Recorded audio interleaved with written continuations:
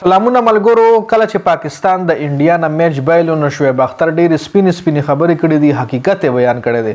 د میچ نه پس د شعیب اختر چې کومه ویډیو راغلی و هغې کې شعیب اختر ویلي چې زه بالکل ډساپوینټ نه یم. ما لا الریډي پته وه چې دا ټیم مخکې نشي تللی، ما له دی د پرفارمنس، ما له دی د کارکردګۍ پته وه. زما مایند سیټ چې کوم هغه الریډي جوړ و چې پاکستان میچ بایلي او په لومړني راونډ کې به دی د چیمپیون ټرافۍ نه بهر کېږي. نو وایي زما دپاره داسې سرپرایزینګ خبره نه ده او نه زه مطلب خفه یم او نه زه په ټینشن کې یم.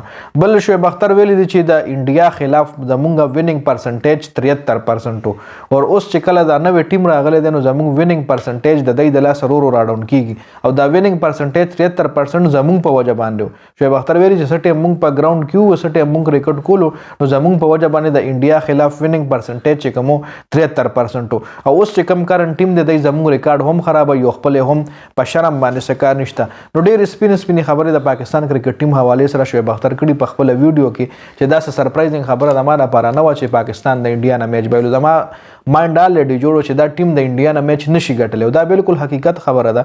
دا خو که چېرې تاسو چا لږ هم کرکټ کړي او د پاکستان دا پلینګ 11 تاسو راوچت کړئ او بیا د انډیا پلینګ 11 تاسو راوچت کړئ او دواړه ځان له داسې په ټیبل باندې کښېنو، تاسو له خپل اندازه وشي چې زموږ دا پلینګ 11 په پیپر باندې ډېر زیات کمزوری دی، په ګراوند خو پرېږده، په ان پیپر باندې ډېر زیات کمزوری دی.